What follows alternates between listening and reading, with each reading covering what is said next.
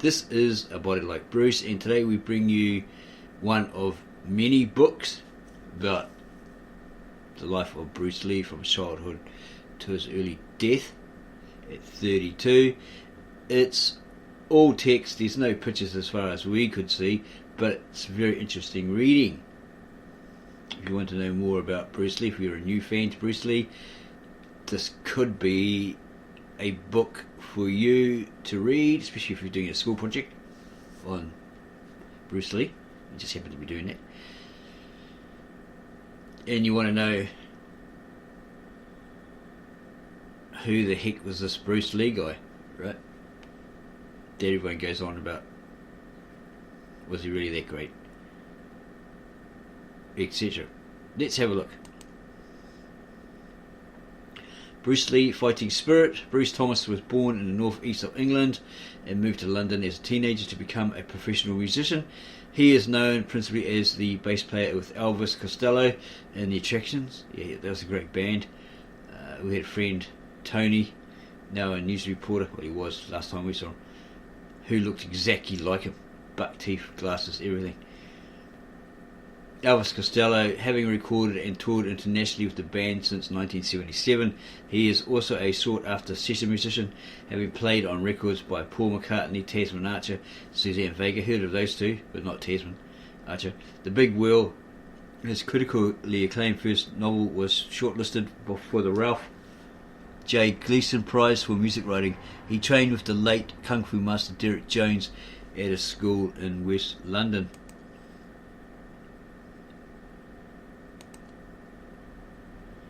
Acknowledgements. Okay, and there's a few there. Hawkins Ching, Grandmaster of, or Master of Wing Chun Kung Fu. Ruby Chow.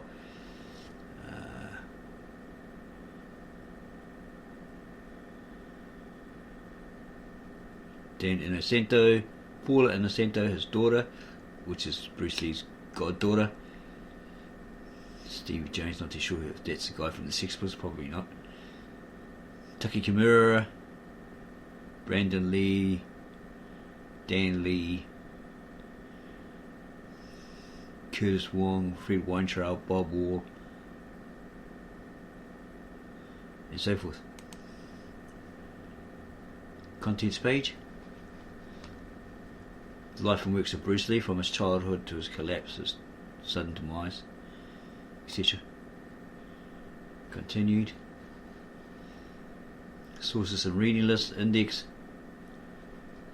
Forward. In the early 1970s, Bruce Lee's swift and sudden emergence as the world's greatest action star was followed by an explosion of interest in the martial arts. The author, while he was aware of the Bruce Lee phenomenon, his own ambitions at that time lay in musical directions. After many years as a touring musician, the author began to concentrate more on studio work and also began writing songs. Finally, or maybe books. Finally, he was in one place long enough to practice seriously the martial art taught by Derek Jones at a school in West London. One day, Derek came over to his house. And left him his videotapes of Bruce Lee fight scenes. Derek himself had trained with two of Bruce's contemporaries and considered that, if anything, he had been most enlightened about the fighting arts from watching Bruce Lee in action. Suddenly, the author's own efforts in the martial arts were followed by an explosion of interest in Bruce Lee as he realised what he had overlooked previously. Only on rare occasions had he experienced that same elation, even awe, at witnessing somebody who was supreme in his particular form of expression. Not long after this, when someone asked the author what his next book was to be, he was only mildly surprised to hear himself saying the Bruce Lee biography. Bruce Lee was a multifaceted individual. He was an innovative martial artist both in the training hall and on film, as well as introducing Kung Fu to the West, being the major influence behind the growth of martial arts as a competition sport. As a film actor, he broke international boundaries and racial stereotypes. He was intensely ambitious and possessed a natural charisma that made him stand out even in a crowd of hundreds. He was also a family man who valued his privacy. Yet behind all this is the essential Bruce Lee, a man whose art and philosophy was at the heart of everything he did. Beyond entertainment and excitement, it was Bruce Lee's avowed intention to educate his audience. This writer wanted to write about Bruce Lee, not in order to teach, but so that he might learn. Author's note: as was always, if you always put limits on yourself and what you can do, physical or anything, you might as well be dead. It will spread into your work, your morality, your entire being. There are not limits, only plateau. But you must not stay there. You must go beyond them. If it kills you, it kills you. Bruce Lee. Bruce Lee was an extraordinary man. He bridged cultures, revolutionized the martial arts, taught a fierce philosophy of individualism, became a film icon, and remade the image of the Asian man in the West. Few lives have been as worthy of careful study and reflection, yet few lives have been so systematically obscured by exotic fantasies and B-movie grade mystery. In this new biography, the author decided to give a full account of the extraordinary events and unique energies of Bruce Lee's life. Rather than identifying one simple theme, he chose to follow the many conflicting paths of that life. And you'll learn about the hyperactive child, the dancer, the philosopher, the teacher, the mystic, the athlete, the star, the self-conscious symbol, the lover, the prophet of Kung Fu, not as variations on a theme, but as contradictory roles that Lee was forced by his own sense of destiny to carry simultaneously. At its most extreme, this destiny saw intense, unique disciplines being worked out on a world stage for the entertainment of millions. The author outlines both the excitement and the ultimate impossibility of this unique combination of energies. If, in the end, it was this impossibility that killed him, then Bruce Lee died a death that his whole life was preparing for him, a death fighting the limits of identity. If it kills you, it kills you. While we may not all be prepared to make such a sacrifice in the name of becoming who we really are, it wouldn't hurt any of us to listen to Bruce Lee's insistence that self-mastery should be the goal of all human endeavour. The heroic power of Bruce Lee's words has been diluted many times over by those who would simply follow him or market him. This book is not concerned with rehashing the same old tawdry melodramas and same old books, and it is in keeping with the purpose of this book that the fierce Hollywood and Hong Kong poses are absent, and it was the author's intent to show that Bruce Lee, the martial artist, is not a mere footnote to Bruce Lee, the star. Although Bruce Lee was not without personal ambition, conflicting goals or ulterior motives, he attained the mythic heights he did only because he was grounded in the lineage of an ancient art, which he was attempting to popularise as a means of its continued transmission. The fact that, as an Englishman, the author was able to begin learning a Chinese martial art from a Welshman shows that Bruce Lee was successful in that particular aim. So this would be like King Charles learning from Tom and Jones. Bruce Lee's cult hero status is only a byproduct of his, or maybe Sean Connery. Bruce Lee's cult hero status is only a byproduct of his actual attainment. The real value of his life is in the depths of understanding that he touched, and while he fervently wished each of us to work for in his or her own way, this is a book in the fighting spirit of Bruce Lee himself, because it tells us something new.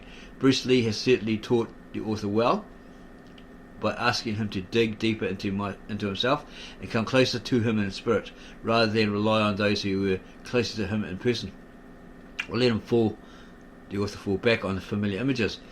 The author believed that the resulting book is the truest rendition of his life that has so far been presented.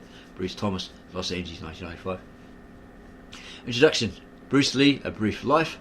Shortly after Bruce Lee's untimely death at the age of 32, his young widow Linda gave an interview for Hong Kong radio. It seems we were always beginning on a new life. Beginning in films was a new life for us. Becoming famous and breaking records, everything was new all the time, and he kept saying, this is just the beginning. He had a long way to go, so many more things he wanted to do, and he also thought of it as a beginning for the Chinese people, what they have to show to the rest of the world. He was very proud of being Chinese, and he wanted to show the world part of the Chinese culture through films. Not just the fighting, he wanted to add in a little bit of philosophy. He studied all the traditional philosophies, but then he began to form his own philosophy, and he came to the realization that you just can't borrow another person's philosophy. You have to learn about yourself and create your own philosophy, your own way of life. Bruce believed that the most important thing in the world is the individual, and that each individual must have knowledge of himself before he can relate to other people. You must know yourself before you can help other people, really.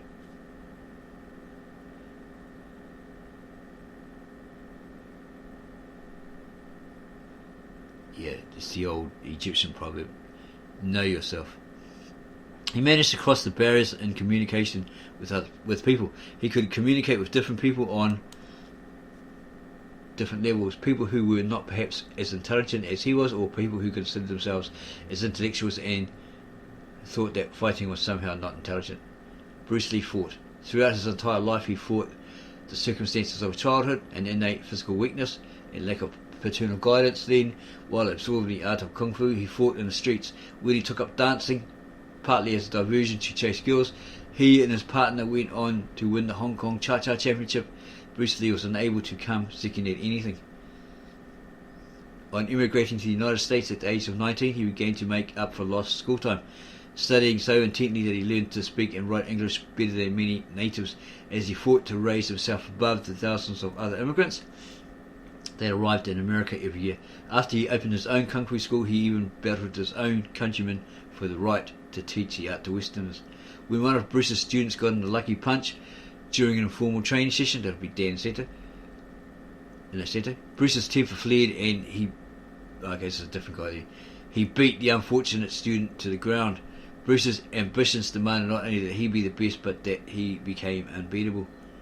Yeah, even though Dan Innocente did, he said, admit that he got a lucky punch in there to Bruce, Bruce got angry and he says, I'm untouchable, it shouldn't have happened, I'm invincible, all that sort of stuff.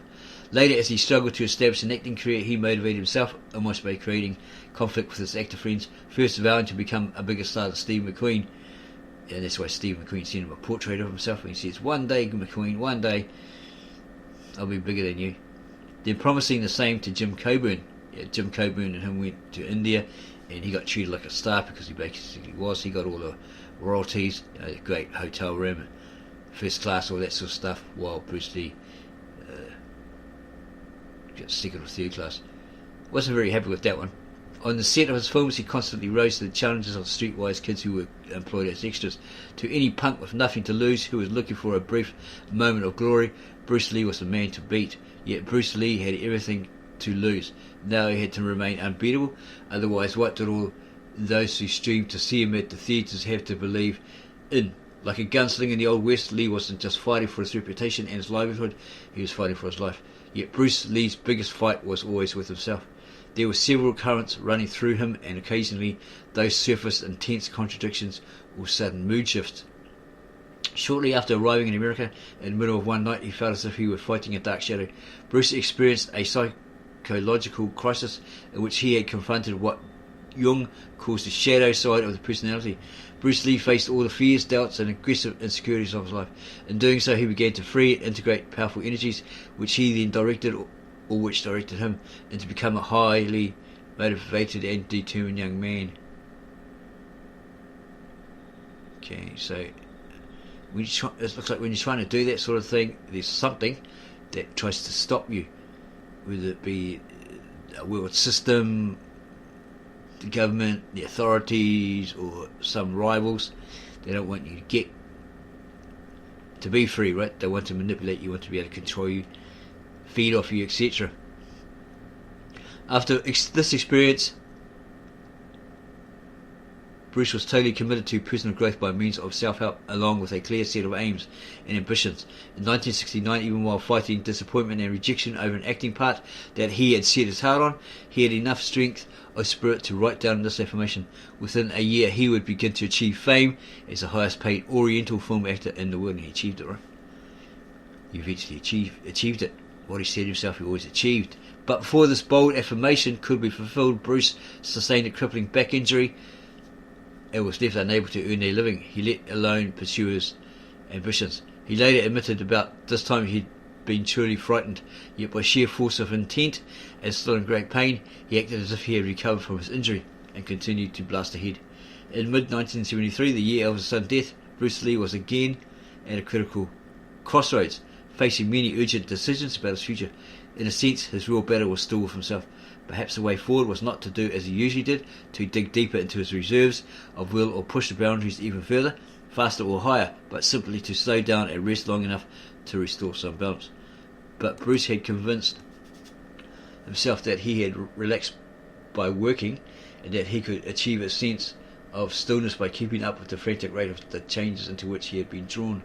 If there ever was an autonomous individual who justified his life by his own efforts, it was Bruce Lee, and while he never openly acknowledged the help and support that he received from his close friends, there was no need to. Bruce always gave more than thanks. He gave himself, even, perhaps, acting as a source of energy for others, which resulted in his giving away his own life force. In his graveside speech at Bruce Lee's funeral in Seattle, James Coburn said that Bruce had helped him to bring his physical and psychological selves together. James Jim Lee, one of Bruce's partners, had also found that his work with Bruce brought him a similar feeling both of integration and integrity, in particular a sense of honesty and moral uplift. Another friend, Taki Kimura, said that he had only managed to survive the most emotionally devastating period of his life thanks to his training with Bruce, because he was in a Japanese internment camp, right? But his colleague Sterling Silverfin acknowledged that while Bruce was the greatest teacher he ever had in any walk of life, he also believed that instead of gaining calmness and balance from the martial arts, Bruce had found only conflict and antagonism. It is true that Bruce Lee sometimes found it hard to discipline himself. His one main character flaw was that he was a victim of impulse. Although he had prodigious willpower, he couldn't always say no to certain things. There is no doubt that Bruce overcame tremendous limitations, but there is still a question of how much he was able to live out the philosophy he taught. He was plagued by impatience and a bad, even violent temper. Sometimes he was so driven by ambition that he saw people either as a stepping stone to success or as someone to be moved out of the way. And the writer notes here, it was not his intention to indulge in aimless criticism, but he believed that Bruce Lee would now want to be taken off the pedestal that he has been put on, and at last allowed his humanity. For most people, Bruce Lee was gone almost as soon as he had arrived. He died before we ever came to know him, with the art and philosophy that he pursued still holding a lot of potential for Bruce himself. He was both brashly self-confident and insecure. He remained optimistic even while under tremendous pressure, some of which were self-made. He was both a show-off and a dedicated artist, an extrovert who didn't like socializing, and a philosopher with a fearful temper. Bruce Lee was as ambitious and opinionated as he was honest and sincere, yet despite all the contradictions and the abrasiveness, everyone who knew Bruce Lee well was by far the richer for it. Bruce Lee inspired people. For all those who knew him, he somehow had a way of becoming the most significant person in their lives. As a result of the sincere efforts he made throughout his life, Bruce Lee gained in perception and wisdom. Behind all the events and details, the gaining of perception of wisdom is the true story of Bruce Lee's life. And because this is the true purpose of all our lives, there is much to interest us in Bruce Lee's story. So read this and you may come to realize, hey, so this is why I'm failing. This is how I could succeed. I have to have this determination, this definite aim, goals, plans. I have to go at it like a bull out of gate to be the best in that particular field. I've got to become the best, better than all the rest, and like for me to achieve those goals, nothing can stand in my way. Okay, I'll have my ups and downs, but I'll overcome them. It's not either a stepping stone or it's something that's going to snow me under. And if there's somebody up there that can help me to get through, break through those walls, step over those barriers, then that's great. There are people out there that are willing to help you for the sake of helping you. They don't really want anything. There's these genuine people like that, but there's some who want to help you, use you and abuse you, take you for everything you've got, and then they claim that they're the ones that made you who you are today. They taught you everything you knew when they only told you a little bit of advice, right? All this sort of stuff. But they had this hidden motive to take you for all that you've got later on. Like Colonel Tom Parker with Elvis Presley. He gambled away Elvis's money. He's charging him like 50% fees, all this sort of stuff, and made Elvis broke. He had to keep touring, which he liked, but before he died, he's heading for broke because of that Colonel Tom Parker. There are many for whom the events and details of Bruce Lee's life, are already well known, in some cases too well known. There are those fans who know that his favourite meal was beef with oyster sauce, but understand little of what he actually wished to communicate. Unfortunately, a new generation drawn to Bruce Lee gains much of its information from recent releases like the Universal Pictures biopic Dragon: A Life of Bruce Lee.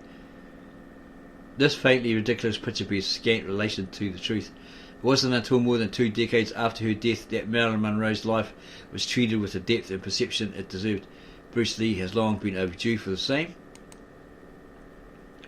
consideration. There are many people who have wished to receive more insight into this remarkable man's life than they have so far been offered.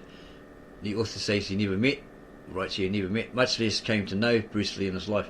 Those who did have told him their own stories. Even so, many have only been available to reiterate his concepts without illuminating them further. Others have an axe to grind or a reputation to enhance or destroy. Some, with the benefit of hindsight, have reined back on former excesses, while some of Bruce's colleagues and his doctors have openly challenged the accepted version of events. What many people have yet to realise is that the reality is far more potent and involving than anything dreamed up in imagination. The truth about Bruce Lee's life and death, the fulfilment of his great ambitions, and the mastery of his chosen art are all far more remarkable than any myth or legend. Fighting spirit addresses itself to this. In this life and work, Bruce Lee was trying to reconcile perhaps the two most divergent streams of human endeavour that exist: the preoccupations of Hollywood and the inner disciplines that may be found in a Zen monastery. A career in entertainment and a pursuit of a spiritual fighting art do not often go hand in hand. While the author has never suffered the kind of celebrity that Bruce Lee did, his years in an internationally successful rock group have given him enough of a taste for his liking of the rigours and demands that he must have faced. At the same time, the author also spent several years training with Kung Fu master Derek Jones, a direct pupil of Bruce's first practical teacher, William Chung. Many of Bruce Lee's followers, and even many of his prominent students, make the mistake of trying to understand his methods by seeing where he finished without experiencing how he began. They have touched only the tip of the iceberg. Part 1 of this book re-examines the events of Bruce Lee's life and also explores the inner forces that drove him. In Part 2, while celebrating his uniqueness, the author also offered a more complete understanding of his enigmatic death, and he further exposes the disparity between how Bruce Lee is most often perceived and what he truly wished to convey, the gulf between the legend and the reality. Part 3 is for those who wish to genuinely understand Bruce Lee, the essential meaning of his art, his philosophy and his true teaching.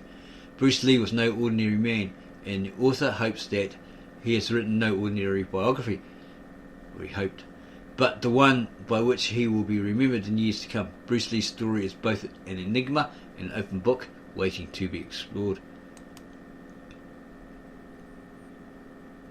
Part 1, the life and work of Bruce Lee. Okay, it's the usual story, his childhood and what he went through. Here's an interesting comment from his father, who stated he smoked opium because it helped him sweeten his singing voice, said Li Hoi Chun. Hoi Chun, in China the family name comes first. So, he's Li, and his first name is actually, it's his surname, and his first name comes last, Hoi Chun. He was also partial to gambling, and so it was his friends as much as his family who enjoyed his company and generosity. He was a comic actor with Hong Kong's Cantonese Opera, which was more a music hall than a classic company like the Peking Opera. Although Hoi Chun was a great celebrity, he had an enthusiastic following who enjoyed his dramatic flourishes, and he had done well enough to become the owner and landlord of several apartments. Li Hoi Chun's attractive wife Grace was the daughter of a Chinese mother and German father. Raised a Catholic, she had come from Shanghai to Hong Kong at the age of 19. While accompanying her father on his regular visits to the opera, she had become taken with its comic singer, and would make sure she always had a seat near the orchestra where he would be able to see her. Her efforts to gain his attention were not in vain. Hoi Chun and Grace were soon married and took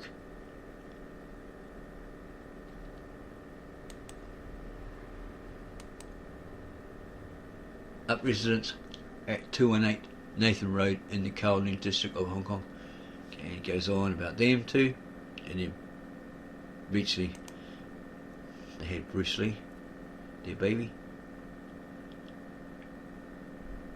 When Hui Chun's brother died, his widow and her 5 children were taken in by the Li family, as in the Chinese custom, together with a couple of servants and Wu Ngang, an unofficially adopted child. There were sometimes as many as 20 people crammed into the apartment, along with assorted dogs, birds and fish, and our Sation named Bobby, who slept under his bed, was Bruce's favourite dog. It would be misleading, though, to think that Bruce Lee came from an underprivileged background. The rent from his father's properties, along with his income from the opera, meant that the Lees could always afford to hire servants, but despite the fact that his father made good money, Bruce claimed that he never saw any of it. He complained about his miserly father and on occasion stole money to take friends to restaurants. Yet Bruce's father was not a mean man.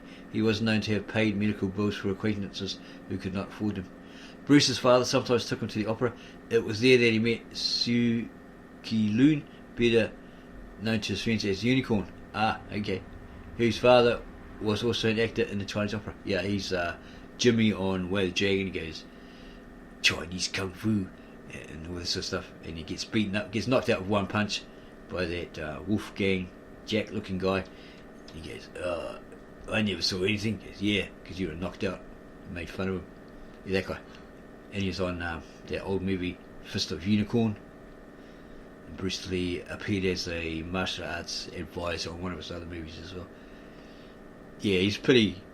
It was probably one of the first kung fu movies we ever saw. Fist of Unicorn, where him and his parents are like in a boat going fishing or something, and this bad guy comes along and kills him, and he manages to escape, and then later on he gets his revenge.